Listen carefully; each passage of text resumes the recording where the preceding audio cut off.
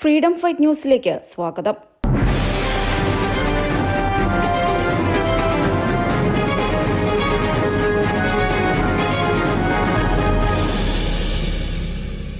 Kozhikode medical college കാഷ്വാലിറ്റിയിൽ നിന്നും പുക ഉയർന്നതിന് പിന്നാലെ 4 മൃതദേഹങ്ങൾ മോർച്ചറിയിലേക്ക് മാറ്റിയതിൽ വിശദീകരണവുമായി കോളേജ് അധികൃതർ.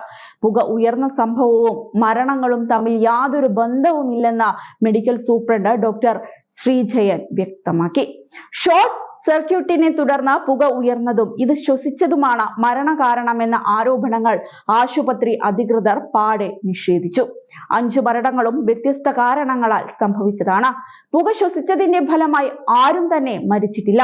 ഈ സംഭവവുമായി ബന്ധപ്പെടുത്തി വാസ്തവ വിരുദ്ധമായ വിവരങ്ങൾ പ്രചരിപ്പിക്കരുത്.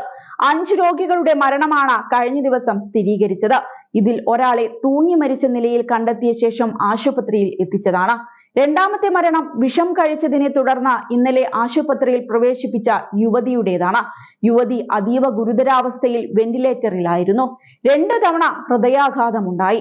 പുക പടർന്നതിനെ തുടർന്ന് യുവതിയെ ആംബുലൻസിൽ സമീപ ബ്ലോക്കിലെ മെഡിക്കൽ ഐസിയുവിലേക്ക് മാറ്റി.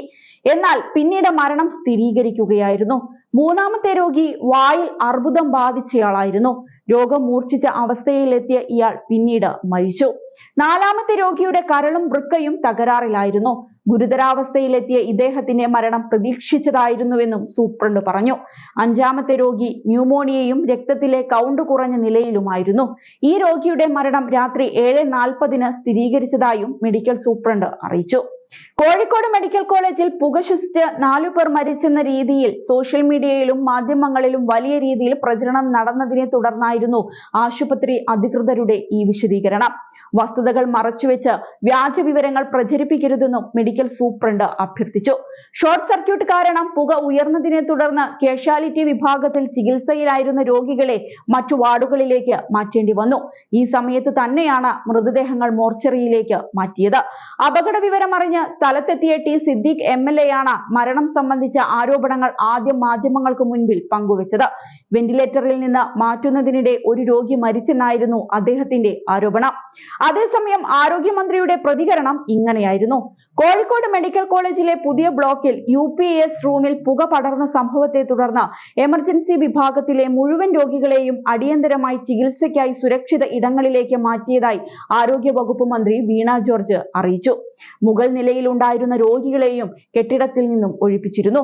കെട്ടിടത്തിൽ ആരും ഇല്ല എന്ന് പരിശോധിച്ച് ഉറപ്പാക്കാൻ നിർദ്ദേശം നൽകിയിരുന്നുവെന്നും മന്ത്രി പറഞ്ഞു. രാത്രി എമർജൻസി സേവനം ആവശ്യമായ രോഗികൾക്ക് ബീച്ച് ഹോസ്പിറ്റലിൽ സൗകര്യമൊരുക്കി. മെഡിക്കൽ കോളേജിലെ ഡോക്ടർമാരുടെ സേവനവും ബീച്ച് ഹോസ്പിറ്റൽ കാഷ്വാലിറ്റിയിൽ ഉറപ്പാക്കി. UPS റൂമിൽ നിന്ന് പുക പടർന്നുണ്ടായ സാഹചര്യത്തിൽ വിവിധ വകുപ്പുകളുടെ പങ്കാളിത്തത്തോടെ സാങ്കേതിക അന്വേഷണം നടത്തും. സംഭവത്തെക്കുറിച്ച് മെഡിക്കൽ വിദ്യാഭ്യാസ ഡയറക്ടർ റിപ്പോർട്ട് തേടിയിട്ടുണ്ട്. സ്ഥിതിഗതികൾ നിയന്ത്രണ വിധേയമാണെന്ന് ഫയർഫോഴ്സ് DGP മനോജ് എബ്രഹാം അറിയിച്ചിട്ടുണ്ട്. ജില്ലാ കളക്ടർ സെന്തിൽ കുമാറുമായും സംഭവം നടന്നയുടനെയും പിന്നീടും ആശയവിനിമയം നടത്തിയെന്നും മന്ത്രി കൂട്ടിച്ചേർത്തു. ഫ്രീഡം ഫൈറ്റ് ന്യൂസിനു വേണ്ടി രമ്യ അവിനാഷ്, കോഴിക്കോട്.